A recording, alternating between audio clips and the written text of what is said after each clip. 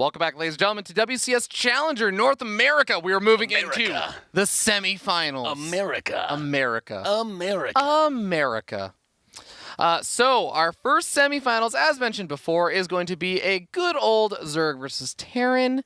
It's going to be JonSnow versus MaSa. What are you laughing about? I think our admin just said he poured sweet and sour sauce on his keyboard. Oh, dares. This is like... Oh, dares. It just popped up right in front of my face. I'm sorry. Okay. No, it's all good. Yeah. But this next match, I think, is going to be interesting. So, Nate, I want you to guess. If I told you these guys, in the last 33 games of StarCraft they've played, what do you think the map score is between the two? 42-0? I said 33 games. Why did you start with 42? All right. Close. It is 30-3. JonSnow has taken 3 maps off of MaSa in the last 30 maps that MaSa has taken off of JonSnow. So this is a big oof. That's a nice way of putting it. That's a pleasant way of putting it. Yeah. We're going to see if Destiny can change as we start down here in the bottom right-hand corner of the map. Top of the red Terran player from good. Wait. Did you? I think the nameplates are swapped. Just drop the ball on the nameplates are swapped right now. It shows that JonSnow is red. JonSnow is blue. Yeah. I was like, did JonSnow? They'll fix it. Okay. They'll get it. Down here in the bottom right, we have the red Terran player from OC Elite. It is MaSa. I got so confused for a second. Sorry, guys. I'm sorry for doing it. So this is the intro for MaSa, but JonSnow is going to do it. What my personal declaration, I believe firmly, this is the worst build in ZvT. You really hate this build. I really hate it. I was here last time that you cast I really hate this build. In the top left, doing it, it's JonSnow. In the top left, doing it. It's wow. All right. I'm throwing out all the professionalism. Yeah. My complete bias comes out here. This is don't you put the drones on the gas faster? I don't know. Anyway, this is the 3 Ravager rush. Is it 3 or 4? Sometimes so depends on how you want to play, but if you're doing this, you might as well YOLO it. Low ground wall. Yeah, he's doing the thing that we talked about, the fast command center. Command center first into the barracks in the low ground with the triple gas. But this is just meant to be like a crazy fast Ravager rush that kills a Terran. And this, it could work here against this build. I personally almost never see anybody good lose to this. I never see anybody good lose to this. I don't like this build. Whenever people do this to me on ladder, I say thank you for the MMR. But with a command center first, maybe it's going to be difficult, but the factory's already on the way. And once you sniff this out, like that wall's going to buy time. My only concern becomes the position of that bunker is going to make it hard to get a full surround with SCVs to repair. So, am I watching one of my games? He's lifting the command center to see the Overlord. That's cute. But this build could be weak to it just because if you get blindsided and they crack the bunker quickly, then you're in a lot of trouble. And it delays your factory and stuff, right? Yeah, you got to pull your SCVs down. Thankfully, the factory is, I'm pretty sure he's building it in his main. He's building it in his main. Okay, he sniffed it out too. So he's got a bunker building on the top of the main. He saw no natural with his SCV and immediately just pulled back with the SCV. Maybe against command center first, this is fine. The #1 weakness of Ravagers, by the way, is an SCV pull. So, saving this bunker. Buying time is the key, because that factory is done. So he's going to get the tech lab and go into tanks, which is really good, really smart. It's starting to work away at the barracks as well, which is going to be kind of annoying here This is the most all-in thing that Zerg can do, by the way. There is no switching out of this unless you kill every single SCV, and even then with 2 mules, you're still kind of screwed. So you need 6 Ravagers, is it, to kill the bunker with one-shotting a Corrosive Biles? I feel like it's more. It's really hard to time them all out to land in the exact same frame. That's why people have rapid fire, right? SCVs on, that's why you have rapid fire. But even then, it's still... Oh, he's actually killing a few of the SCVs over here. The bunker does go down, and now the Marine's getting taken out. The first Cyclone is on the way, but remember, because you wall in at the natural, that means there's no wall in the main base. This bunker has got to hold the line. He's got to keep the SCVs here repairing. One thing that's important to point out is because of the way that he shoved that Overlord back, he has to go up the ramp. Like a little bit of target fire on the weakened Ravager there, he could get a kill. But Yeah. I think that's enough Ravagers to... Hold on. That's 6 Ravagers. Well, he has a Cyclone now, so it's not as cut and dry. Yeah. But But he can take out the bunker, I think, right? With the Overlord Vision? yes, but I think he can repair through it still. Oh, yeah. Well, he's he going has to after use some of the the, SCVs. he's doing the auto attack with it, which will help. A couple of the Ravagers do go down. That's actually all the units. GG. GG. JonSnow takes the first game. I kind of talked about this when we started to see the command center first come up again. I'm like, this might be the one build that this Ravager rush is good against. And this build is becoming more and more common these days. So that actually might be part of the reason why JonSnow says, like, yeah, let's try it. Yeah. I hate the build. I still hate it. I think that if you go for like a Reaper expand, and a lot of Terrans are starting to SCV scout now, you sniff this out. Honestly, the counter is to just have a stupid amount of SCVs because all you have to do is survive. The Zerg doesn't have an expansion. Half the time they don't get a queen with this type of build. And, you know, you completely surround the bunker. SCVs on auto repair. If he tries to put the biles onto the repairing SCVs, try to pull back 1 or 2. But losing the SCVs doesn't matter. It really doesn't. If you get out any sort of like defense where this attack is held, the time it will take for the Zerg to try and get an expand up and all of that after this investment is disgusting. It's forever, and you can use your mules to always bring you back into the game. I'm surprised he didn't pull the SCVs a lot faster there, even on the natural. Yeah, I mean, he was able to keep the natural bunker alive, but the the SCVs did get pulled really, really late. And there were small things like you were talking about. Being able to focus fire down the weakened Ravager would have been big. He put a roach. He put a roach when he first poked up to try and get the bunker in the main base. He had a roach up front that soaked a ton of damage. It got down to like 2 health. Then he was able. Then he turns that into a Ravager. Yeah. But there was like 2 weak Ravagers right behind that roach. Like if he just A-clicks onto the Ravager behind it, like, that is a huge amount of damage that's lost. Yeah. And Ravagers are a lot easier to kill than Roaches because they have 25 less hit points. Yeah, and it is tough in his defense because you're trying to do the pullback micro with the SCVs. You're trying to make sure that then they're going back to repairing, and you're trying to focus fire with the bunker. So he misses opportunity there, but it does hurt because if you can keep that Ravager count down, you saw he barely had enough of those Ravager Coaster Biles to actually break through that bunker. Just a little bit less damage, and the bunker does actually get repaired back up. So now we get ready to move to game number 2, and JonSnow's not the kind of guy who will necessarily feel like he has to do it tons of games in a row. He should do it again. Yeah, but it's a really nice way to just punish MaSa, because MaSa's a guy who likes to get in your head. He likes to throw out super greedy builds. He likes to throw out. I don't even know that I agree with that. I don't even know that I agree with that. I think the way MaSa plays. No, I think what MaSa does is because he practices actually so little. I think he gets on to play StarCraft and he asks someone that he trusts. He's like, "What do people do?" And then someone's like, "Oh yeah, well everyone's going command center first now with the Reaper follow up." And he's like, "Okay, I guess I'll just do that." So maybe I would agree if he wasn't like at the top of the NA ladder right now and stuff and had been playing. Yeah. Good luck, girlfriend. Okay. Interesting way to start the game. MaSa's going to use the GLHF emote. He's trying to show everybody that he knows how to use the emotes. And if you like emotes, you're in the Twitch chat, so I'm going to assume that you do. Get yourself that sweet Twitch Prime StarCraft bundle. The best part, of course, is being able to type the In Control emote as well. He's in there now. That is the best spray, I think. Yeah. There's no Nathanius spray in the game. In Control's got one up on me now, so we have to engage in Mortal Kombat. What would be your spray? We both have announcers in game. We both have portraits from the Caster Invitational, but he's got a spray and I don't. And I think the thing is a chat emote in the game now too. I'm really far behind. Oh, is this gonna go into? Is this 3 Rack Reaper? Yeah, probably. He did this the last time that we saw him play on this map.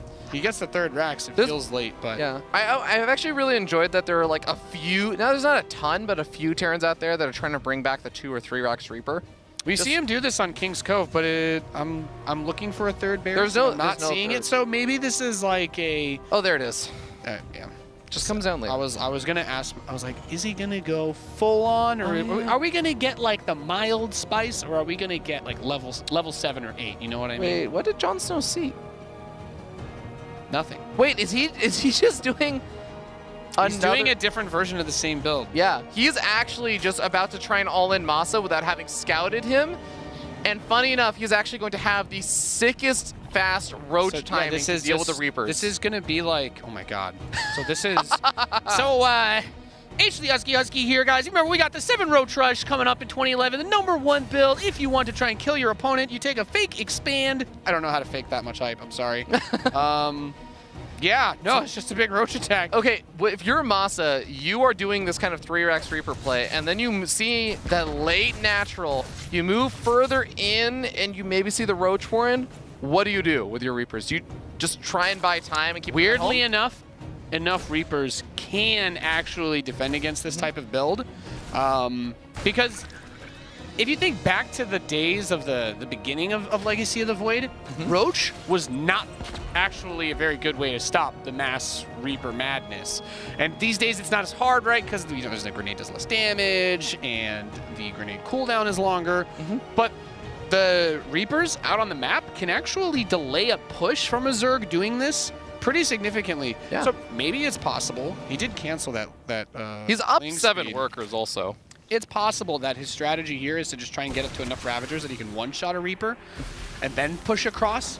But since he didn't get Ling speed, it feels like he may have been thinking about doing the all-in if MaSa was greedy. Oh, that's actually huge. He could maybe push across the map now. But back to what I was saying, so he was thinking if MaSa did something greedy again, he could push with this very easily. But if MaSa was aggressive, then he has roaches to defend against the Reapers a lot more easily than throwing away Zerglings, which we already know MaSa's very good at micring against. Okay, so just a note, Really, really bad. one of the old common follow-ups for some players to the 3-Rex Reaper was actually not let's get up Stim and Factory and Medivacs. It was actually let's get up 5-Rex Reapers and an Engineering Bay for +1 weapons and continue making more Reapers. There are 2 more barracks being added on. I don't want to call it and say that that's what MaSa's going to do, but he is exactly the kind of player that loved doing that kind of stuff, so we'll see. JonSnow still just adding on more roaches. And the Ravagers do, by the way, have an extra range over roaches, so they are in a lot of ways ideal Ravagers, for handling them. Yeah, it's a weird relationship because the Reapers and the Roaches both have 4 range, but the Ravagers have 6, so it makes them a lot better for zoning away Reapers. However, because Ravagers are, they look big, but they're actually like skinny boys. They're much less sturdy than the Roaches, even though they're like twice the size of them. Those Reaper grenades can really whittle down their health quickly. And oh my god, he's doing a rough build. He's going for fast +1 attack because this is what I was saying. The Reapers are going to go from dealing the 4x2 to 5, and that's going to help punch through that armor. Yeah. But you're really just trying to use the Reaper grenades to prevent them from coming across the map. If the Zerg walks through 1,000,000 grenades, even at 5 damage, they are going to die. I think he's just going to Nidus him. Yeah, now he's starting up Marine production and everything. The Night Lair on the way, yeah, Nidus Swarm would actually be really strong and just bypassing all the Reapers, keeping these units at home for a bit. Yep. The factory finally gets started up over here for MaSa, but Stim getting started up. All of these things would hit after a Nidus Swarm finishes. The Reaper's actually finding some nice damage, though. Picking off a couple of drones, picking off Queen there. And that's what the threat of this build is meant to be, is that he can't move across the map. Like, what he has at home would not stop. If these Roaches and Ravagers were just boom in front of his natural, he wouldn't be stopped. But the Reapers can do so much poke damage and threaten the counterattack so heavily that he has to stay home. So the only option is to Nidus if he wants to cross the map. Actually, like, he could go for Roach speed and try to take the 3rd, but that's awesome. That's still going to be annoying. And yeah, spam out the grenades to blow up the creep tumors. Ooh, one actually really kind of funny thing is even if there is a Nidus Swarm that gets thrown down here for JonSnow, it's just +1 armor and Roach speed so far, so it may actually just be Roach speed. We'll see. With how late the 3rd is, I'm still really worried. Yeah. This is still going to be like 2 base all in almost. He has to. Like, I don't know.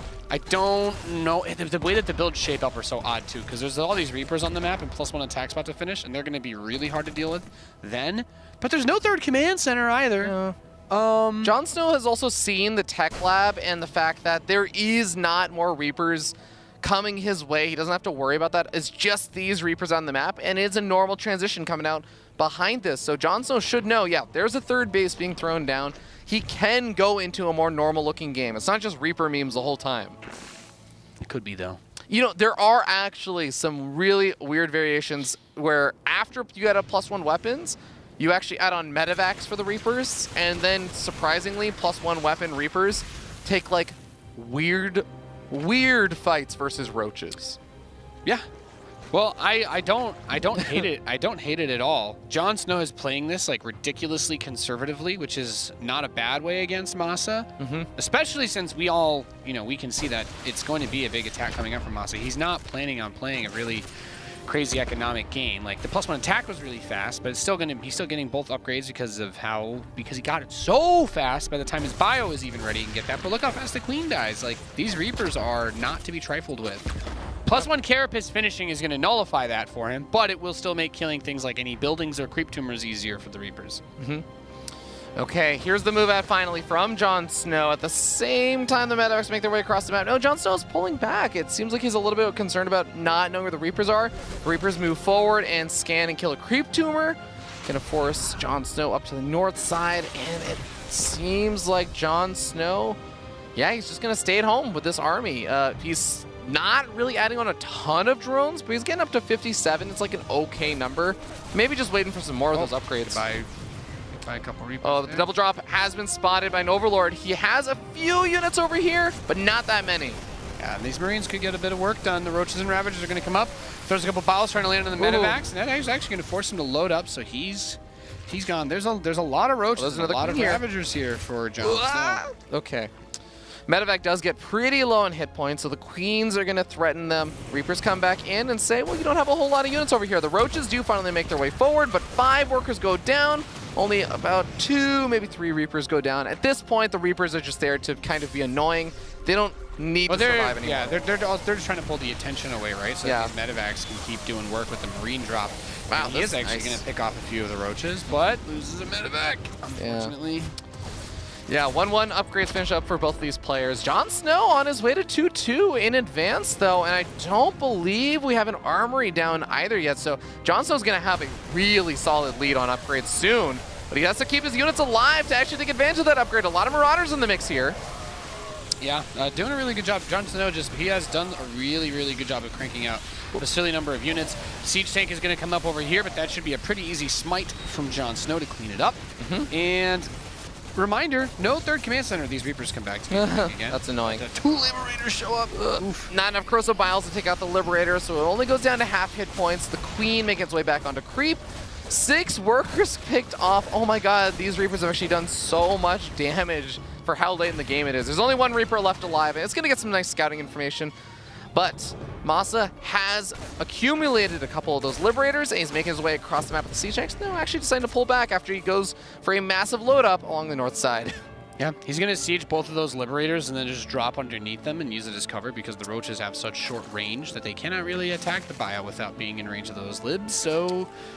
Oh, this position... Everything's coming up. No, he's not dropping on the low ground. Okay, There we go. So the bio is going to try and hold its own. The Liberator is far enough back, like you said, Nate, to try and be annoying. It's a little too high, though. Oh, okay. He takes a couple hits from his own Ravager Biles. Yeah. Loses 4 drones there. There's more Liberators coming in. I don't even know that we... Okay, we have 5 Medevacs out, so it's an okay number, but this is most of them. You can't afford to lose any. When you play the game of Whack-A-Mole in ZvT, at some point, JonSnow is going to need to just punch it and move all those units out. I think that time is coming soon. This many Liberators and so much bio poking and prodding, it's quite difficult. It's quite annoying. Yeah. 2-2. Nearly finished here for JonSnow. He's going to get that +2 missile attack upgrade. Takes out 1 Liberator. It's going to help make his job of moving out a bit easier, but it's not like he has a 4th base on the way. It's not like he has a bunch of more tech on the way. I feel like 2-2 is the big thing he could have been waiting for. There's nothing else other than the Baneling Nest that's going to finish, but Centrifugal Hooks is also really far off. Yeah. Do you actually wait for the Banelings? No. Yeah, I mean, I know it's tough because as soon as he moves out... MaSa has too much supply. We're heading towards that point of the game where we talk about how Roach Ravager falls off once the Terran breaks 150, 160 supply. We're there. So he's got to make his move right now. Whoa! Okay. Manages to dodge out of the way at the last second. Here we go. JonSnow has finally been able to push back enough of the aggression that he can go to the other side of the map, but that's a lot of tanks, Nate. Yeah, the 3rd command center didn't even move out yet, He just pulls back with his army because there's a single Liberator in his main, and I think he may have caught a glimpse of the siege tanks and said, nope, that's not happening. Hydrogen gets added on, so JonSnow's just going to transition out, but his 4th base is so late. No, it doesn't look that good for him. This army is way too big. Like this would just straight up slaughter his Roach Ravager. The only thing that he has going for him is that that upgrade lead, the 2 upgrades. And Ravagers are obviously good, but he can't engage into an entrenched position by any means. I mean, as much as damage as Ravagers can do, that bio DPS is insane if he doesn't just eat biles on the Marines. Indeed. Okay, we see a medevac making its way across the map. MaSa gonna try and do some more damage in the main base, so he's gonna try and draw the army over to the main, as much of it as possible, while he hits in at the third base. There's not a lot of creep at the front lines there for JonSnow, so he doesn't see this big Bioforce coming forward, focus firing down the hatchery, realizing there's actually a lot of Ravagers here. So he goes after the Queens, Corrosive Biles getting dodged, and he goes to the main base saying, well, my first medevac went over there and there weren't that many units, so you know what? No anti-air, no real anti-air. Yeah, the Hydras are still on their way out. There's only one Hydra on the way, that's it. Yeah, I think a few just finished. Yeah, he's got 2. He's got 2 Hydralisks. Okay. No range. There you go, Nate. I stand corrected. And now he's up to 3. Well, 4th hatchery is here at least. If you can use that Queen to maybe do some more damage. No, it doesn't focus fire down the medevac, and Queen will gradually get pushed back. But there is the big push out. You look at that mini map from MaSa, and you see that big ball of death making its way across the map. If those siege tanks get siege up in a nice spot, I do not know how JonSnow takes a good engagement, but if he can clean up these drops and get in position, there's maybe some hope for him to take a good fight. Hive is on the way with +1 melee, but this is a lot of siege tanks. And they're in position. God, yep. Oop. They're on top of the hatchery too, and these medevacs are still getting chased around. Corrosive Bile's not that great for chasing down medevacs, as we find out. Whack-a-mole HD, except you have biles that aren't guaranteed to connect. At that point, you'd rather just have a simple hammer. It's a tough spot. JonSnow got kept at home for so much of this game. MaSa did a great job continuing to harass, and JonSnow's gonna go for the Hail Mary. Okay, screw this, I'm done defending. I'm just gonna come try and kill you, but we're gonna find out it's too late. Yep. Off creep, he's just gonna get slaughtered. The army is split up, and yeah. All right. He can't do anything. Blinding Clouds would be big for the tanks, but he no longer has the economy to even max out, and the Terran player does. So,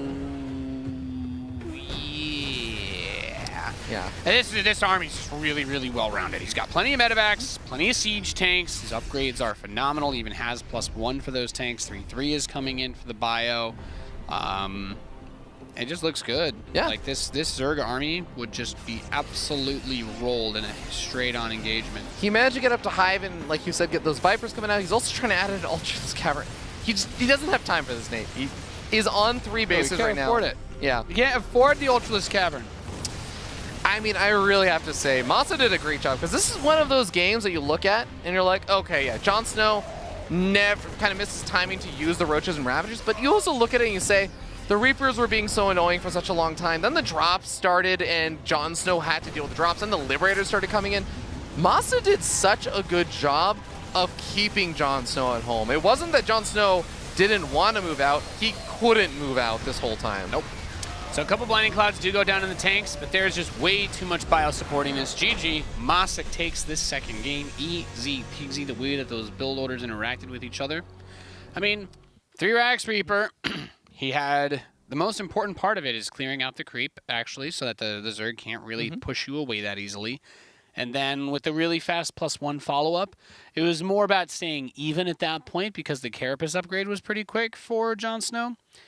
But really, he was greedy in a different way. Instead of going for double engineering bay, instead of going for a 3rd command center, he went straight into 5 barracks so that he could have a ridiculous amount of bio. Because at the end of the day, versus any type of Roach-based composition, that's all you need to do. Is, you know, what makes Roaches hard to beat is that they're easy to get a lot of them.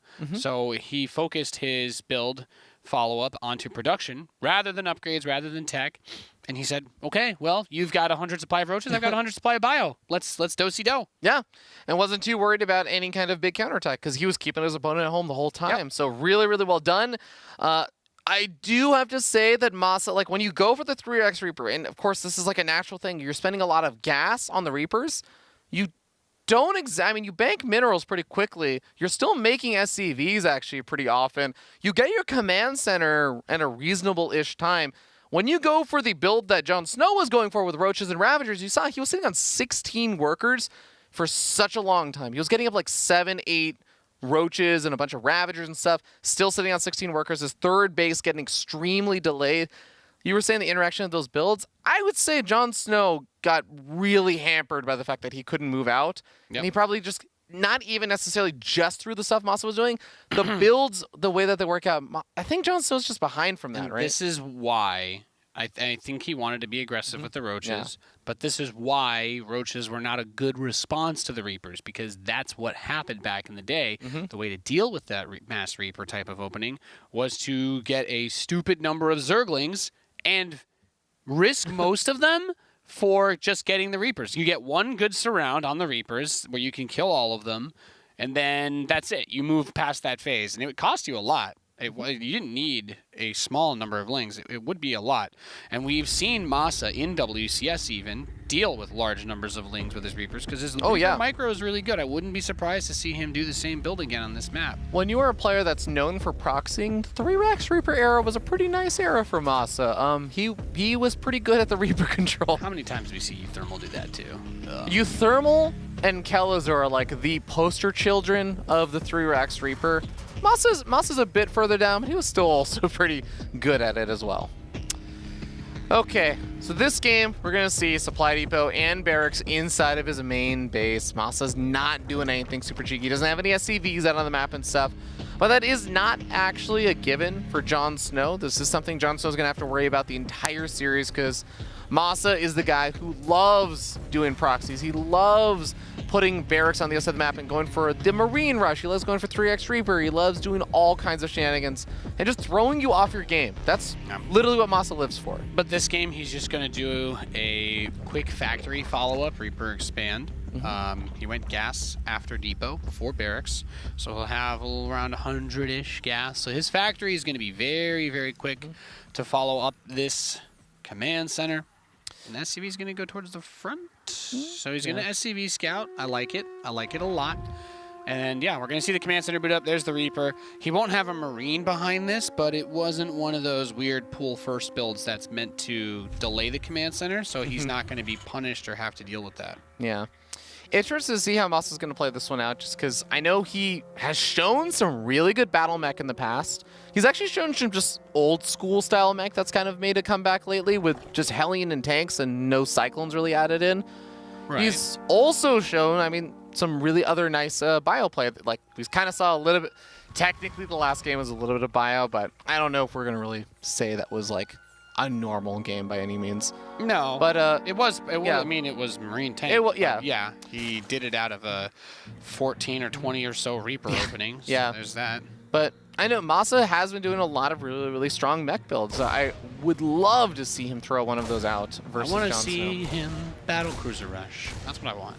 But then again, I would say that about anybody. Actually, so. you know, the first time he did a battlecruiser rush was during WCS Challenger, and he said, I saw it on GSL and decided to try it, and it worked really well. He won his series, It's not a bad build. Well, Nate. At all. That is an interesting position for the third base. The Reaper actually denied the normal third base location. That's like a tilt third. That third to me says tilt. Yeah, you know, that third is very exposed. JonSnow definitely was probably not super happy about that last. At some point, by the way, between the attention resource and the 6 minerals per cancel, at some point, it's best to just let the gas finish. Let her go, Fear Dragon. Let her go. Yeah, I mean, he'll eventually mine gas from there, I guess. These Lings getting some really nice damage done, though. 2 workers killed, catching that Reaper very out of position. The Queen will force that Reaper down to the low ground, and there's another Queen ready to ambush it. It's not quite in position, though. And there it is. There's the extractor. Oh, boy. This Queen has nowhere to go. Love had and love lost. A beautiful tale. Poetry in motion, even. A couple of Lings make their way forward. They're trying to right-click down the Weakened Hellion. Nice micro from MaSa. The Queen tries to right-click down the Weakened Hellion, and it seems like the Queen will be able to get back to the safety of the rest of them. This is a very intense moment. He does get the Hellion. Yeah. I was emotionally invested in that. Banshee follow-up. Yeah, I can see him going Hyperflight Rotors pretty fast, too. He loves Hyperflight Rotors. That's a MaSa build.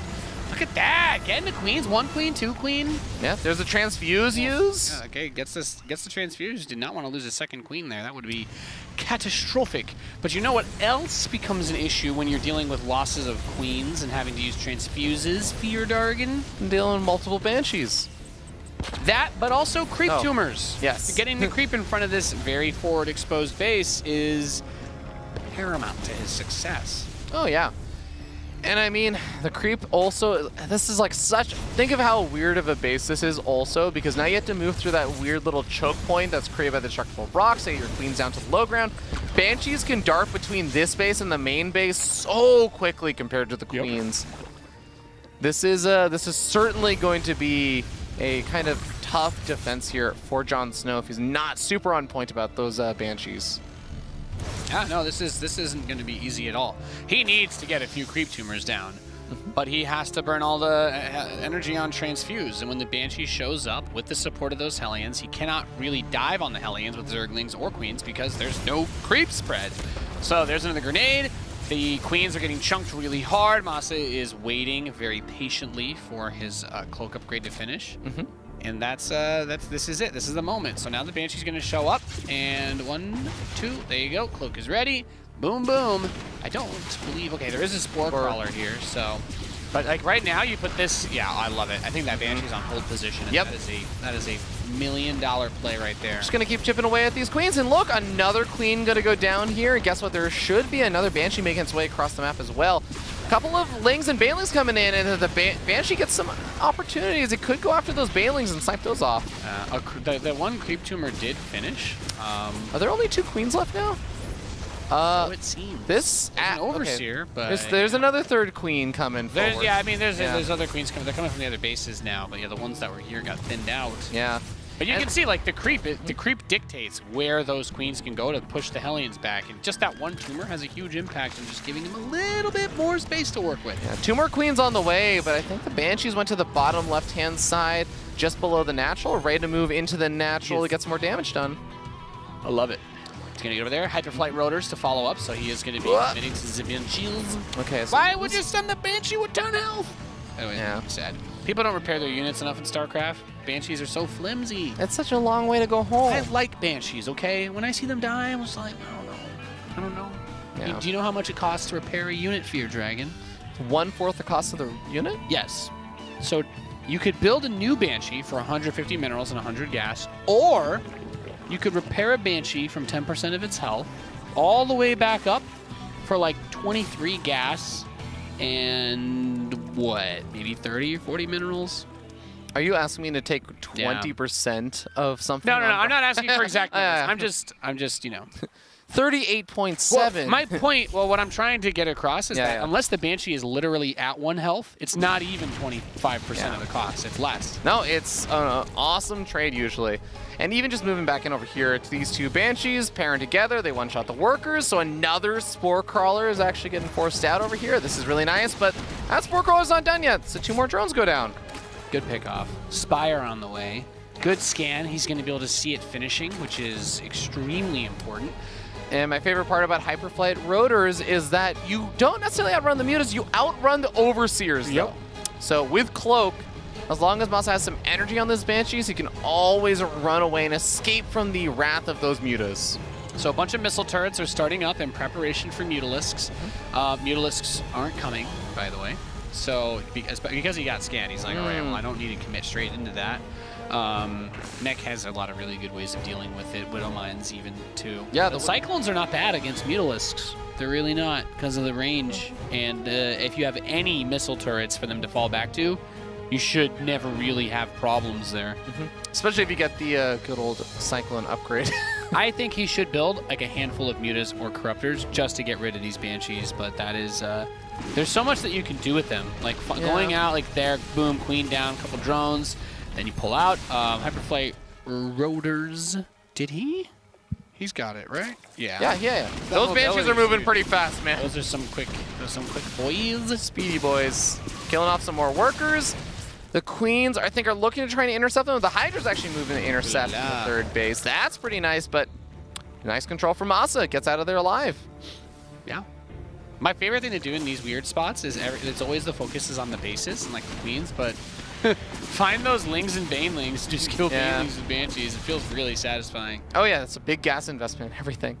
Yeah. Yeah. Because if you get rid of the banelings, then you can do an insane amount of bullying Yeah. with the Cyclone Hellion. I'm actually with you. Even just make it like 1 or 2 mutas, because you force the banshees to gradually take damage, or you force them to cloak, and then they don't really have They that run out of available. energy. Yeah. Run out of energy, so.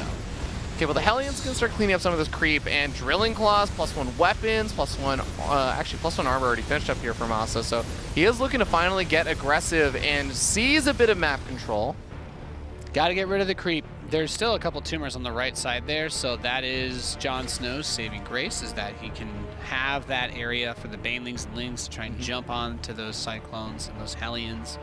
But 6 Vipers are coming out, and this is another thing that we talk about. It's very big in this matchup, being able to get a ton of those out, so. JonSnow actually got burrow, so he burrows some lings over by the bases. It's going to be annoying and delaying expansions, forcing any scans.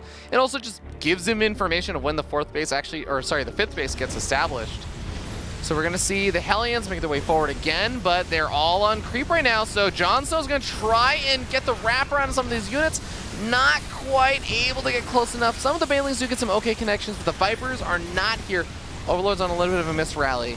Yeah, and that engagement right there tells you everything you need to know about the creep. That is purely based on creep. The banelings are very close in speed to those Hellions and Cyclones, only on creep. So if you can push back those tumors, it's nice, but he still doesn't see the ones on the right side, which are keeping a good chunk of this afloat. Yeah. The funny thing is also JonSnow can't spread it to the other side of that little grass because he doesn't have vision there. I like that. The Banshees show up. Oh yeah. Queens. Those are those baneling snaps off you were talking about as well. Yep. He got Drilling Claws. Yeah, he did. He got Never like see 4 it. Widow Mines, something like that. Never see it, but I love it. I love it because the urge to chase is so crazy strong usually on this with the banelings and the lings because of the way that the cyclones work. That's really nice. A lot of Zergs stop having Overseers out. Remember, Overseers are a pretty easy target for the cyclones to kill with their Magfield Accelerator upgrade. Okay, here's the wraparound from JonSnow. He's going to try and come in from behind so that this army, which needs to micro back, that's what it relies on, is not going to be able to retreat back. The banelings go in, and they do get a lot of the Hellions. The Vipers also pulling the Cyclones. Yep, and there's the Abducts. Really good Abducts. Grabs a ton of the Cyclones. Abduct is really, really, really good. Vipers are amazing at dealing with Cyclones. Yeah. It's just a consistent damage, right? You're guaranteeing that while they're getting lock-ons and doing some damage to you, you're killing off some Cyclones that take a long time to build. The whole point of those Vipers is to force the Terran into fighting you, right? Because either you get Cyclones picked off or you turn around and fight, and then you actually just die. So... Does Hyperflight Rotors on that skin give the Banshees fire underneath them? Yes. Yes. That is pretty cool. Yeah. That's wicked. Yeah, it doesn't really make a whole lot of sense. Like, the whole point of the Banshees being... You're blowing air so fast that you're creating tension and friction but that's not from with the air. But that's not from it. No. It's from the same lore explanation they did about Mutalisks farting through space. The Banshees... Someone's like, well, how do Banshees move if they have propellers won't work in a vacuum? And they're like, okay, well, they have special thrusters only for space travel. Why is it called rotors, Hyperflight Rotors then? Because doesn't that indicate that it's like the rotors? I didn't write the book on this, but they have a special thing, literally just for space travel, and then that was it. Like, enough people were like, well, how come they can't use it in the game? Doesn't that seem like it would make them faster? And they're like, well, you're right, damn. Now they're in the game. All right. Well, here we go. The Hydra's going to try and engage it. There's a lot of tanks over here. JonSnow. I mean, that Blinding Cloud comes in a little bit later on, but I don't think that engagement was that great for him. You know what just happened? JonSnow was thinking to himself, oh, I'm ready to kill me some Cyclones and Hellions. And MaSa's like, I've switched into normal mech. Tanks. I switched into normal mech, you fool. However, normal mech also sucks against Broodlords. And we have a Greater Spire. We have a bunch of Corruptors coming out. You know what we don't have, Fear Dragon? Vikings or Thors? Anything that shoots air. There's one Liberator, but if you count the Tickle Cannon as a weapon, I suggest you go watch Teletubbies instead of this broadcast. All right, I love these kind of moves here from MaSa. He loves going for base snipes when he's going for the mass Hyperflight Rotor Banshee style, because so many units out of position. The Queens are the first to go down.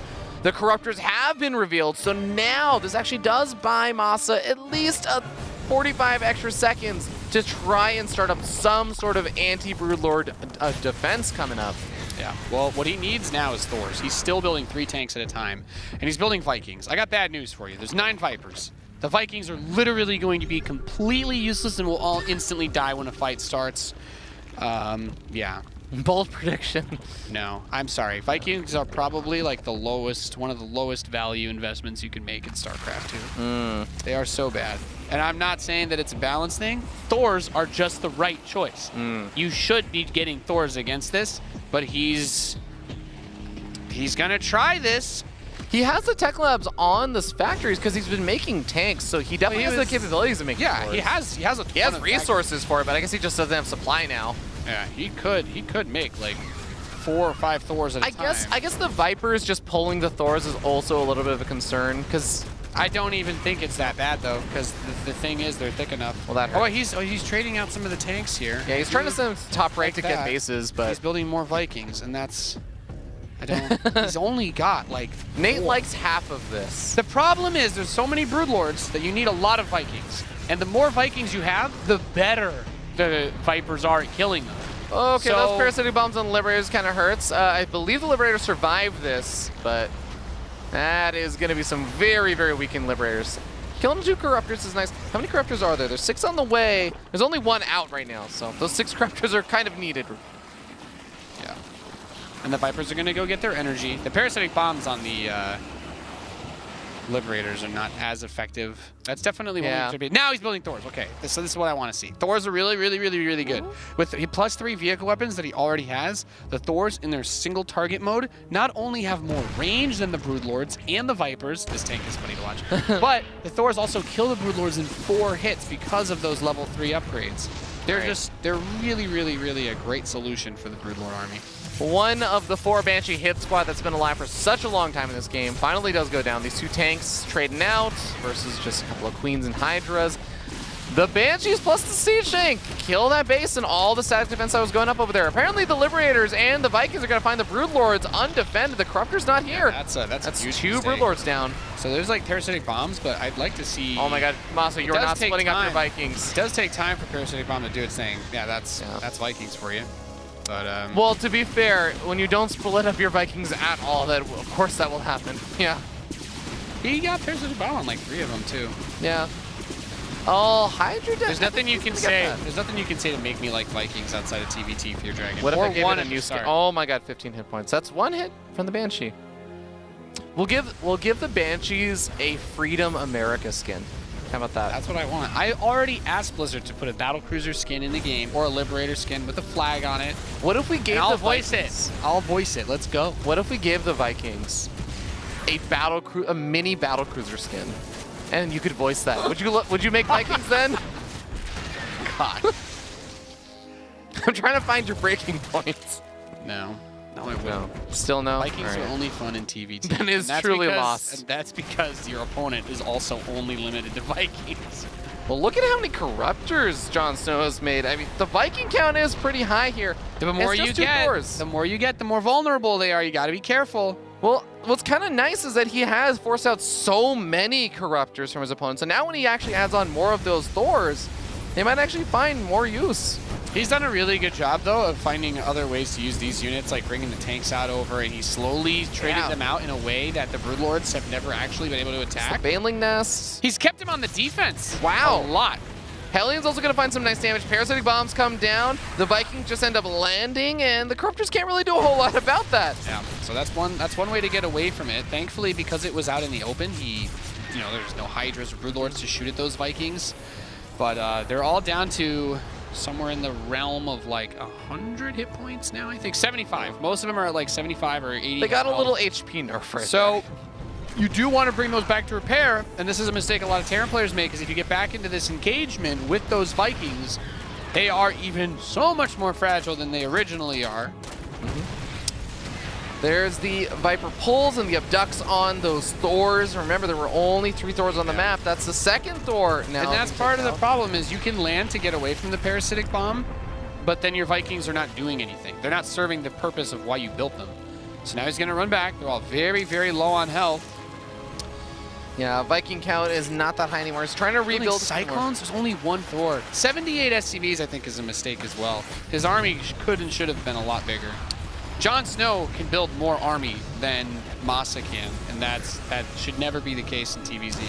Hellions are going to go more or less uncontested here. There's just maybe a few queens out of the map, so he might be able to get some drone roasting, but he's losing bases on his side of the map. Can he die slowly enough with his bases to do more damage to JonSnow? It's too many corruptors, I think.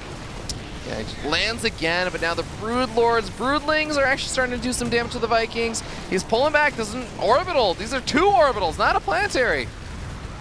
A lot of the Vipers did actually die there, by the way. The reason I like Big Thor is if you can get like 8 Thors in a situation like this with how open this area is, the Corruptors lose all their value. They can't really do anything against that army if you've got Hellions to kill Broodlings. 17 Corruptors. 17 Corruptors on the way. Oh, they dumpster. JonSnow is... They dumpster Vikings, too. That's like all he needs to do. There's nothing. He's super dead. They will dumpster buildings as well. Yeah, they can do that, too. Okay, well...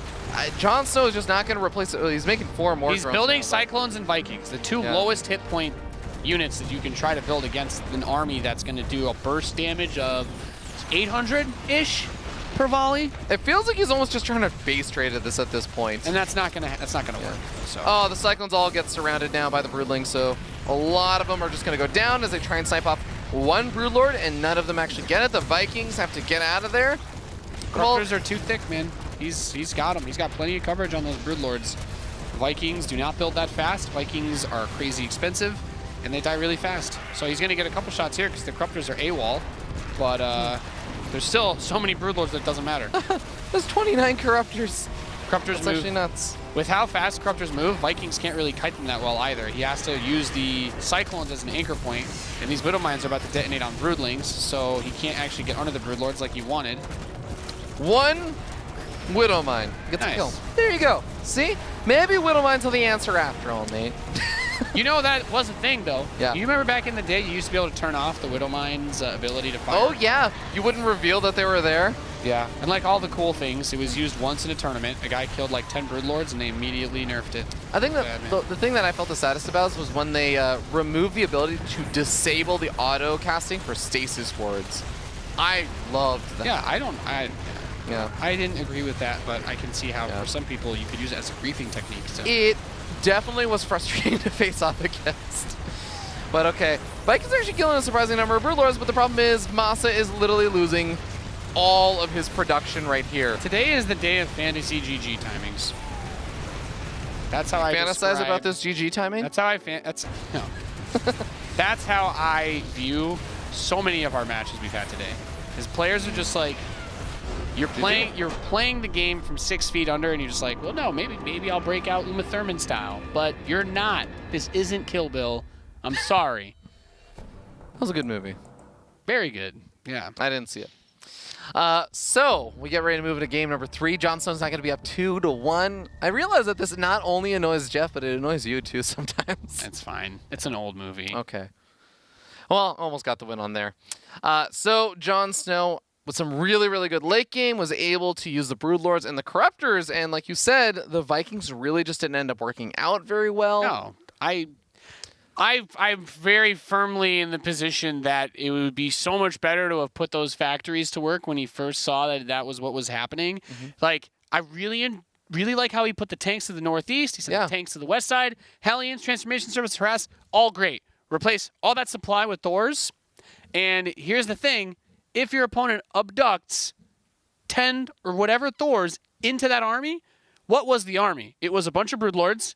It was like 10 Hydralisks, mostly Vipers, and a couple of Queens. Like, the entirety of that army was Broodlord Corruptor with the Viper support. So if you pull in all those Thors and they are one-shotting Broodlords, they are still going to clear out the majority of the Air Force that the Zerg has, even if you lose all those Thors, compared to the Vikings, which died trading out against Corruptors, trying to get Vipers, but without ever really dealing with the Broodlords. And then the ground army of Hellion Tank is just useless against that. All right. Well, with that all being said, that does mean again that JonSnow is now at match point here, 2-1, after being able to do quite well in that situation. But ladies and gentlemen, we are going to be going to a short little break, give these players some time to think about what they want to do in game number 4. MaSa's got to turn this around if he wants to make it to the grand finals yet again. So we'll see you guys in a little bit in just not too long from now. So don't go anywhere. We'll be right back. We'll be right back.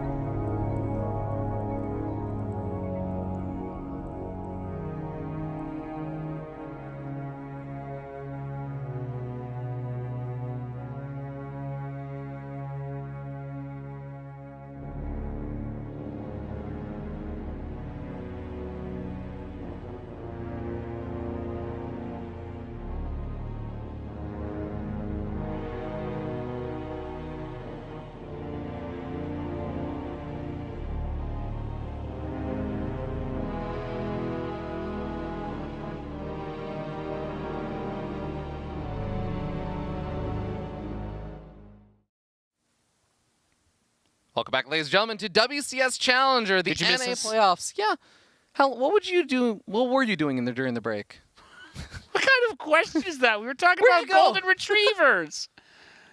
We were talking about golden retrievers during the break. That's what we were doing. This is accurate. Yes, it's literally correct. That is all we did during the break. Hopefully you guys had a good break because we are trying to buy time until this game gets started for game number 4. That's right. It's automaton. It is counting down. So game number 1, JonSnow goes for the Roach Ravager all-in. Game number 2, JonSnow tries to go for a later Roach Ravager all-in but gets cut by the Reaper stuff from MaSa. Game number 3, JonSnow tries to play a macro game versus MaSa, and MaSa tries to do the same, and MaSa shows that he's not super ready with that mech style to deal with JonSnow's Broodlord transition. So what do you want to see after all of this from JonSnow in game 4? What do I want to see? I want to see world peace for your dragon. From JonSnow, you want these guys to just shake hands and be like, you know what? Let's both go to WCS Spring. They are both going to WCS Spring. Yeah. I want the anime ending. You know what I mean? The post-credits ending that they didn't want to show you because it would ruin the flow of the actual ending. Will they get shawarma? Sure. Yeah. They go out together and get shawarma? Yeah, or a weird random sound blip plays that no one understands. Also acceptable. But what I want to see from him in this game, another cheese. Why not? Okay. I want to see JonSnow just cheese and just smite MaSa. You know what I mean? I think I want to see him invade pre-first wave, basically, MaSa is what I want. That's what I'm looking for. Steal the blue even if it's and a just road kill traffic him. roll in? Yeah, that's what I'm saying. That's what I'm talking about. You might get your wish because it is a pool first, which isn't necessarily indicating he's going to go for that. There's no gas, so it can't be a cheese. Yeah. Oh, There's no good attack Zerg can do without gas. Yeah, it'll just be the pool first. Slings. Unless you go back in time to when we had 6 worker starts.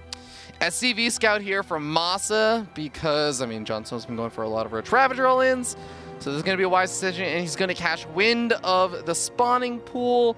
And that is going to allow him to sort of adjust his play a little bit, make sure that that SCV on the low ground doesn't just get picked off by the first 6 slings that pop out. So, I see that he's still going to go for the low ground in command center, because you can still defend it if you just leave the Reaper a little bit further back at home. Yep. I mean, there's definitely a really nice part about if the Lings can get around to the side, that instead he's just going to sit here and camp, wait for the Reaper. Since the SCV did scout, it should be pretty obvious to MaSa that there is a huge risk of being attacked, and he's going to build a Marine after the Reaper because he doesn't. And he's like, okay, yeah, he brings the Reaper home and puts it on patrol because he says to himself, well, I feel pretty good in this matchup. I just need to make sure that I do not lose my command center or have it delayed any further than it already would be. Yep.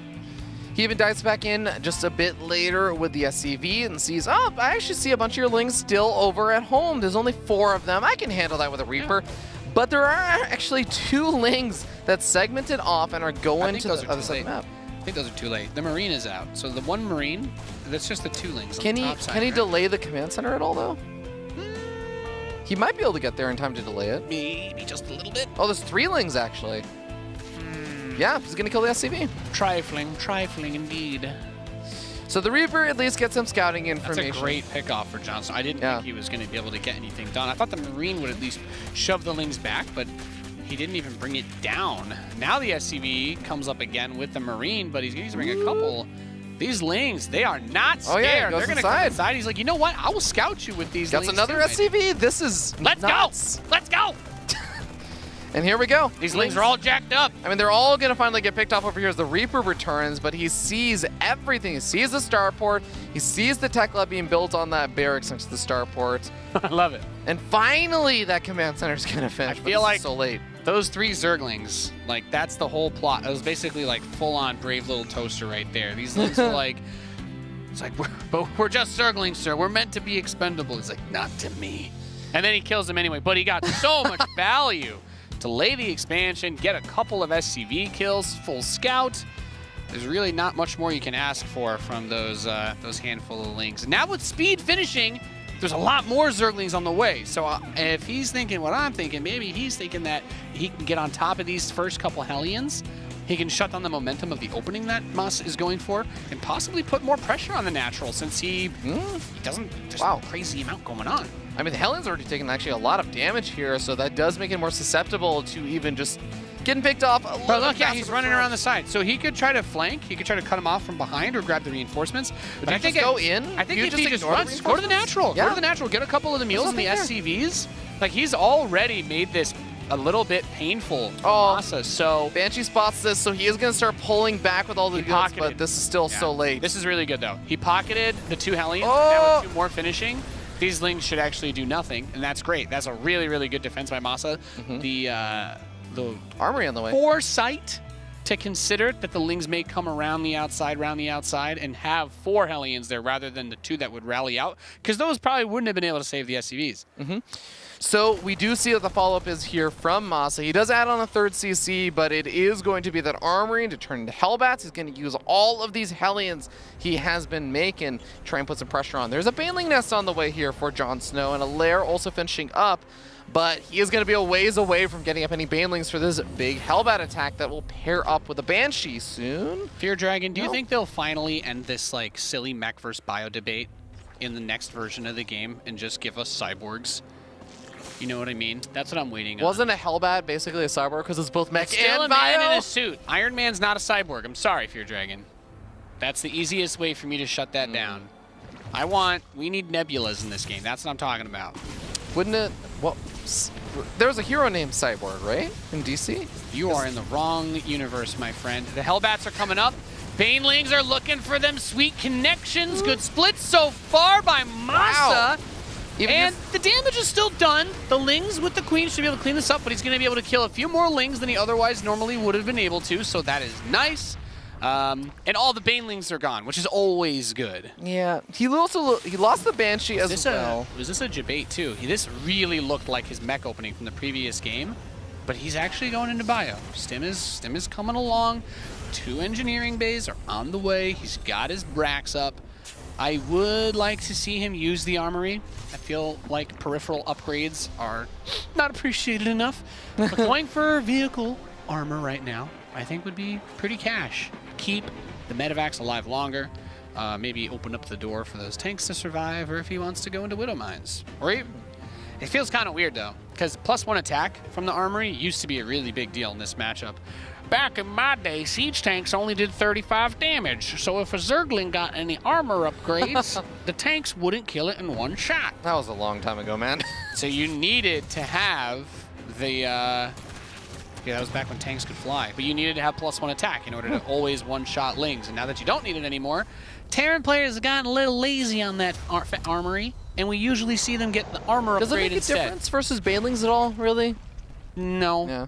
The way that the siege tank fall-off damage for the splash, the way that scales, maybe there's some impact there. But generally speaking, if your tank lands smack dab in the middle of a Baneling, it's going to kill the ones next to it too. So.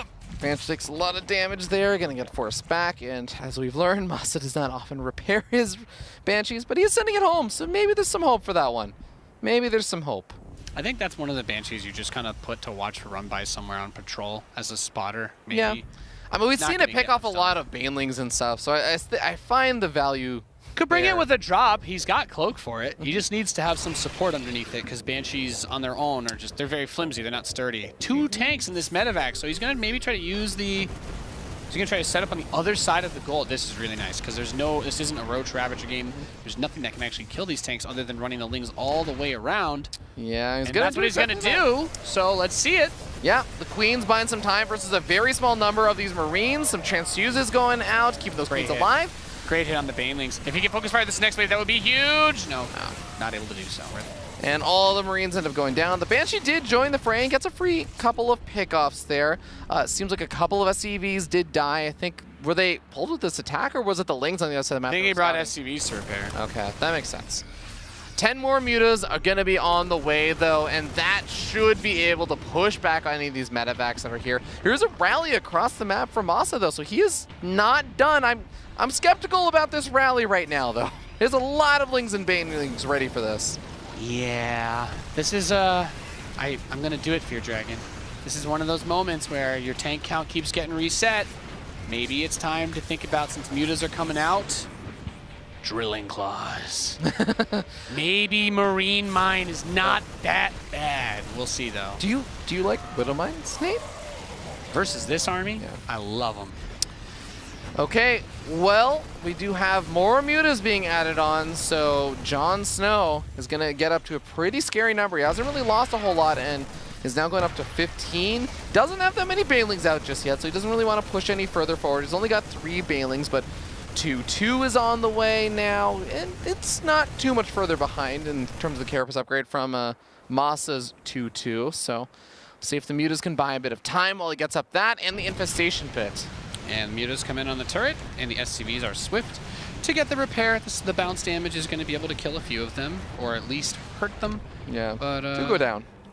Yeah, so good kills there, good defense. Adding another turret, because why not? I like that. Wow, look at those depots. Look at the depot walls over there. Yeah, well, you know what, man? When you don't want enemies attacking you, you don't want them attacking you. Oh, I like it. I mean, you're used to seeing the wall at the natural, but the extra little wall up to that high ground area is really, really nice. Just because, my favorite backstabs. My favorite is engineering bay walls. Those are the best. It's 25 extra minerals for almost double the health, and it builds in the same time. Yeah. Would you do it even if you're not getting the upgrades, like the extra engineering base? Yeah. Okay. I mean, I've had, obviously I'm just kind of like going into my own random games here, Yeah. but like I've had funny moments where I would wrap a planetary fortress. You wrap a planetary in engineering base, and it's just like, they can't get a surround on it, man. You ever see Ultras try to hit a planetary with 7 engineering bays blocking off the front? Oh, when you're playing mech, you don't need the minerals anyway. that sounds like something you do versus the AI. Well, I definitely don't play like GSL players. I just kind of I'm a bit of a madman when it comes to the experimentation. Oh, I've seen. I have seen those memes. And guess who builds battle cruisers now, Fear Dragon? Everyone. Maru was just watching Nate's stream. We do have the big push coming out across the map, and as we remarked upon before, there are only 3 tanks with this attack, so this is really going to be about really good splits, sniping off the creep spread, and a lot of due diligence here from MaSa, but he is stimming very far onto creep. He's going to rely on the met. No, he's not going to pick. He's going to lose all of the Marines there. No pickups. Okay. I mean, the mutas are out of position, so I thought there was a chance for him to get something done there. Kills but 12 SCVs with a little counter. That's actually really good for MaSa because he had too many. So now he's down to a reasonable 63. Mutas are here now, so the medevacs aren't going to be able to just pick up any Marines that get a little too close for comfort against those banelings. But the Siege Tanks starting to build up a little bit more in number. And again, they're up to 4. And hey, he's getting a lot of the mutas here. Those 2-2 Marines versus 0 upgraded mutas. Baneling's also getting sniped off. JonSnow making a couple of big mistakes here. There's also a drop in the 3rd base, I think, or the 4th bottom right-hand base. That is maybe keeping JonSnow a bit distracted. Yeah, Ultralisks are coming out, though. He's getting chitinous plating, +3 attack, +3 carapace, and adrenal glands. So the upgrades that are going to give JonSnow the power to fight this army are coming in, but he's got to survive till then, and it's not looking all that good right now, Fear Dragon. He's trying to go for counterattacks to pull MaSa back, but MaSa's not having any of it. The reinforcements are enough to deal with that. This drop has stopped all mining at that low ground base, God. and the muta count is so low now. He's down to just 7. He's relying on the ultras coming out, but there's only 2, and chitinous plating is also going to take a little bit longer. Yeah, so we see the Ultras coming out. They're on creep. They don't have the full brunt of their upgrades, but he does need to get rid of these units, so he's making the most of it. And wow, that Siege Tank chunked the Ultras pretty hard. Mutas come back to clean that up, but next wave is here, and there's another army moving out. Oh my god, are those Ultralists just gonna... No! There's no chitinous! No! Okay, well, those ultras are very low on HP now. Yeah. Chitinous will be done now, but there, yeah. There's only so much health for that chitinous to apply to anymore. The muta count has definitely been And he's getting a bit. Broodlords at the same time. You're a greedy boy, JonSnow. You know, if he loses the bottom right-hand base, but he's able to defend this third then this he'll third have base, one mining base to try and win this game off of. yeah, I mean it's a tough call. But do you think he still would be in it? He's not actually that far behind in workers or anything. If he can retake This the army's bases. great. This army's great. Yeah. All memes aside, JonSnow's army is great. It's just he is being economically hurt a lot. I like right that. there, that's an amazing play. Like if he loses all those drones, then I'm like, but Yeah. if at this point, if he can just get a base, and he has that northwest hatchery, Ooh. which the medevac is going to fly by now. But like if he was able to get the workers over there, then I'm willing to believe. But MaSa's going to start to make his transition. We have a couple extra starports going up for the Broodlords, and this isn't a mech type game, so you can't afford a lot of Vipers. So Vikings would be good in this scenario. And Ultra ran in on its own to the army. Oh god, that's one of his very few ultras. Actually, he's got 5 now. Oh, you had one job. You had one purpose in life, and it was to deny that hatch or that expansion for a little bit. One job, just the one. Okay, so Broodlords plus Ultras and some Vipers being added in. Also finally getting up a few more Banelings here since he lost most of them. But JonSnow effectively just needs to take like 2-3 hatcheries all at once. The problem is he doesn't have enough resources to do that as he finally does start retaking some of these bases. He's also resaturate some of the other bases. Liberator, it's going to be dealt with by the mutas. Gets Not maybe before 4 or it 5 kills, like 6 or 7. It's going to get a lot of workers. Alongside this Liberator, yeah. Very annoying harass. All right.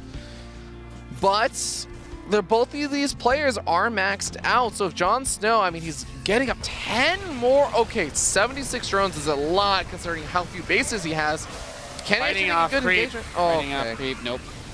Some SCV is being pulled too. It's the right way to do it. And now he's forcing the multi-prong. This army is just, he was going to kill the hatchery. JonSnow would like 1,000 minerals and gas right now. Like, just spread out across his army would give him what he needs, but he is like just barely too stretched thin because that base in the northwest. Nope. The big problem is that because he has to defend the base in the northwest, he's like, well, now my army is not even remotely close to being able to defend the other one.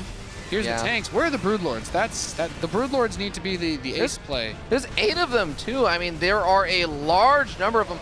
Oh, some Marines coming in maybe from behind. They're going to go after the base. They just right-click it down. The Ultras are going to be able to deny that for a little bit, but the drop can actually just go to the main base during this fight. So siege tanks are going to start dying, but MaSa is replenishing the supply with He has Vikings. too much money. That base in the top, like, that was all he needed. He's a rich man now, and well, he don't need nothing.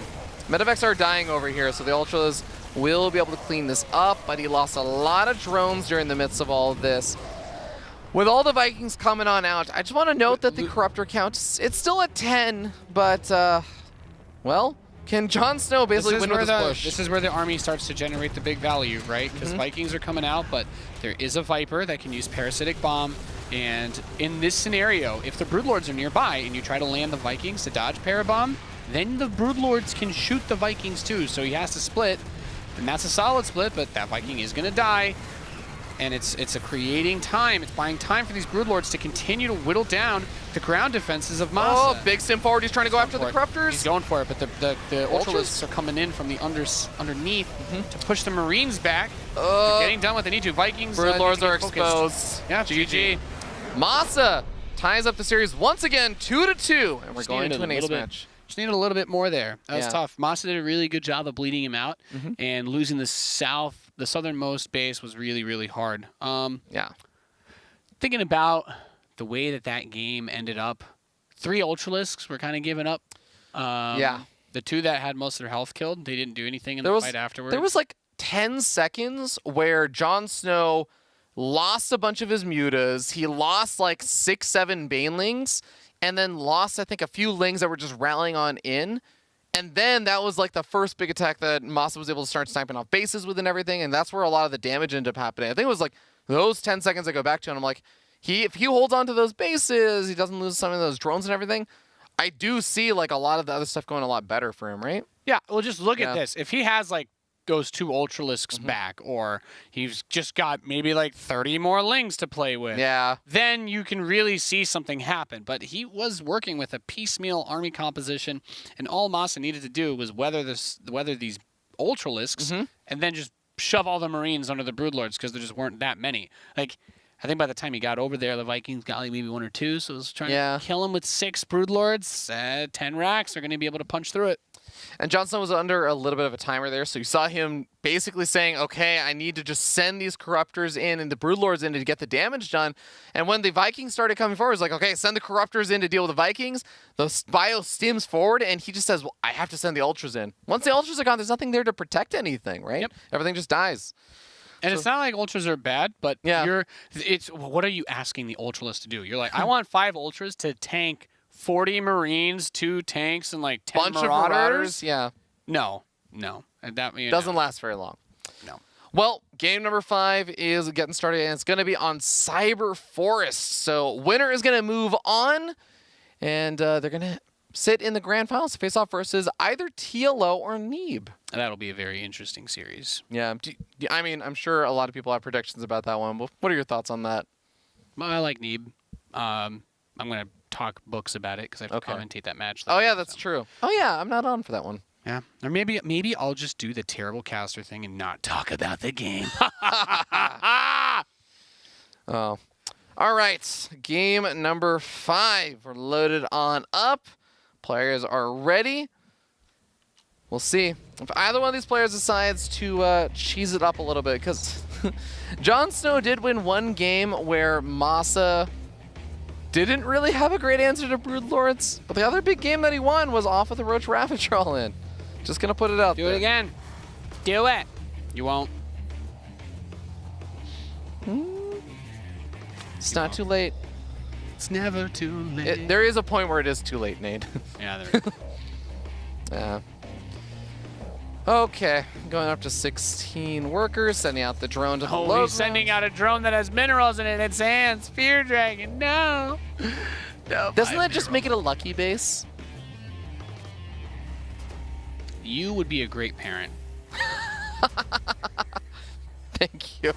I feel like I've been insulted, but well, your humor also fed into that, but your ability to make something that is so obviously not okay seem like a blessing in disguise is you're doing a great job here, Dragon. Thank you. That's not the end of the world. No. It would be better to not spend the other 5 seconds of his attention looking for a different still waiting for the day that a pro player makes a base or something with those 5 resources, and then they loses a base trade because they don't have 5 extra resources to build another worker or like a command center or something. Still waiting for that day. Haven't seen it. Us sadists dream of scenarios like that in these matches. All right, we got low ground command center from MaSa after the good old Reaper expand, so he is not afraid about any kind of early pulls after that last game, despite him taking some good damage from it. But actually, no, last game it wasn't a pull first, was it? Yeah, he did. He went pull with no gas. Right. Oh yeah, you're right. And then he went hatch. Yeah. But he had the 3 links. Remember? I had it right, and then I doubted myself. The hero Zerglings. Never doubt yourself, your Dragon. Okay. You're stronger. You're stronger than you know. Okay. What if I know nothing? Does that mean I'm like just slightly strong? Well, it's not a multiplier, so you can be 0 and still get +1. Okay. Nice little control there, and JonSnow not losing anything. The 8 link should be more than enough to force back the Reaper. At most, Reaper maybe gets 1 or 2 lings. Yeah. But really, it's just kind of nice to be able to deny the 3rd base for a little bit. Actually, we go back to like game number 1 or 2. JonSnow was actually forced to take a low ground, awkward 3rd base he didn't want to originally take. Is he going for the Hero Marine build? He's got 2 extra barracks building behind the mineral line and no second geyser, which to me seems like he wants to do some sort of crazy, like, he could start a tech lab and go into like Hellion Marauder. For some weird reason, my brain is going to Hellion Marauder because of how little gas there is. But it could just be like a really fast stim, like Marine Hellion attack with a later starport, and maybe he has 1 medevac in by the time stim's done. I don't know. Yeah. This Zergling seeing this is really big. He's not going to start the add-ons yet. Did he see the 3rd barracks? No. Okay, it's a reactor, so it's going to be Marine-ish. He just wanted to make it not clear. He wanted him to assume there would be a starport, despite the fact that there won't be, which means he'll build a Baneling nest, and there we go. There's a Baneling nest. Okay, so JonSnow. This attack should do barracks, but not too much. This attack would only work, and it still can work, but it's going to be 100% off of focus fire of the Banelings. Okay, more queens being added on as well. Ling getting roasted over there as it spots out the 2 Hellions and the Reaper sitting at the top of that ramp. Get the creep spread within the bases is really, really important. Being able to keep that creep spread there is incredibly important. So the queens a little bit further back does mean it's a little bit harder. And now the Overlord's going to move forward and see the reactor, and then he's going to realize, wait a second, that reactor's not on a starport. That's on a barracks. A lot of Marines. Gonna lose that Overlord for that information as he moves forward and says, oh, there are 3 barracks, and you're just now starting up the starport. Well, okay then. Let's get a little more aggressive with these lings. Yep. And he's going to be able to, as soon as the starport's done, move it onto that reactor, build 2 medevacs, so just move out. And the play here is that unlike a 2-1-1, he is, oh my god, is that wall? That is not a complete wall. No! You should know about that. Okay, well, the Link's just going to get surrounded on these Marines. And remember how this was an attack about bio units? Well, if you lose a lot of your bio units like that. Oh, whole position micro. I like that. Oh, yeah. Actually, a surprising number of Marines survived there. That's my jam right there. That was good. That was really good. I needed to see that. Well, 5 Marines still go down, so it is a bit tough. But that was also a lot of Lings that just died there. JonSnow is droning up a bit more. He's going up to 54 drones. Nate, if he is surrounds 54 too much? Depends how many Banelings he gets. You can't have Baneling speed in time for this, so the focus should just be getting the units out. Carapace might be done if he's able to stall, but... I mean, I have to say, the Queens have gotten that crease rate going pretty far out now. Well, and that's also thanks to the Hellion run by. Or, excuse me, the Zergling run by. Yeah. The Hellions had to go home. Yeah. So those little things, every little bit counts in this great big old wide world Fear Dragon. So Stam is finished up. He's adding on combat shields, and those 2 medevacs you were talking about are seconds away from popping. So we'll see when MaSa's going to be able to finally make his way out. Actually, do you wait for +1 weapons with this? Because +1 weapons will finish around the same time as combat shield, right? You got the medevacs. You kind of want to go. I don't know. You let it finish during the attack, you think? Yeah, let it finish during the attack. You're That gonna, makes sense. because it's Terran, so there's always some posturing before a fight, and He's got some creep to clean up too, and he's gonna have to bring the tanks out and inch them forward a little bit. By the time a fight is forced, like MaSa's not gonna be the one to like YOLO into him. He's going to try and set up into a position where JonSnow has to attack into an unfavorable position. ooh. So, yeah. Nice angling. Nice posturing, actually. He finds the angle where the least creep spread is almost immediately and sieges up the tanks well in advance. He's going to dive in on top of those queens. Sweet. But there's so many Zerglings. Is he going to be able to get it done? He's got to get the tanks focused on the Banelings. He does focus fire down the Banelings. And MaSa with a very solid push here. So more Banelings. far. And the Banelings are also... He should be able to kill those. Okay. But now that he's been forced back, yes, combat shields a +1 to finish up for MaSa, but Baneling speed is about to finish up now for JonSnow. And I want to note, this attack doesn't really have a third CC or anything behind it. You were committed to doing something with it. JonSnow did a fantastic job of defending against this. Yeah. Being able to sniff it out the way that he did. I love that income advantage grab, too. Look at that. That really does show the difference. Money. And that's with mules, too. And he's got double upgrades behind this, so he's already tied up on upgrades, and now he's going to be ahead on upgrades with +1 melee and +2 carapace on the way. The 4th base being taken. JonSnow is looking good. He's prepared for the Liberator. You know, Fear Dragon, I say things sometimes, but that was actually without meals because he's saving them. He's saving all his energy for scans. So he's behind in economy because he wants to scan because there's so much Great Tumors. Okay. There you go. That's literally cuts out a huge chunk of MaSa's economy just because MaSa knows that he has to clear creep to attack. Okay. The big drop is coming in along the top right-hand side again. There are some of those scans you were talking about. It kills not that many creep tumors because the queens come forward, and he knows behind it there are even some Banelings. Some Hydras are added in the mix. The medevacs are not safe either. This is really, really tough for MaSa now. This game is looking amazing for JonSnow. MaSa needs to pull some magic out of his hat. Yeah, wouldn't be the first time he's been able to do so, but he's definitely he's definitely the guy that does it. Like, I can see him winning this game, but he's going to do it in a very flashy way that will impress all of us if he's able to pull it off. Burrow coming out once again, so JonSnow going to be able to use those burrowed lings to just deny bases, force out more scans, be generally annoying, and maybe even do some burrowed banelings over here, considering he is up against that Bioforce once again. Getting up Hydra speed. This army is so massive. Can MaSa, okay, he has to be so careful posturing of those medevacs, because if he even is a little too far forward, the Hydras are going to be able to snipe those off. Yep. Well, here's the problem. What is he fighting over, Fear Dragon? A couple of creep tumors. Yeah, he's fighting over... That's it. This whole entire thing has been over creep tumors because the queens just keep replacing them, and he cannot attack into laying Bane Hydra on creep. It is suicide. It is the... there's no scenario where you win doing that. It just doesn't work. JonSnow also starting up the This creep spread is disgusting. Yeah, and he has an infestation pit nearly finishing up, which means Hive is not going to be too far away. And look at the upgrade advantage that we have for JonSnow. He's up in a Carapace upgrade. He is probably going to be able to start up +3 Carapace before MaSa has +2 weapons. That is really, really nice for JonSnow. Zerg players being up on upgrades. Doesn't happen super often. When it does, looks good for Zerg.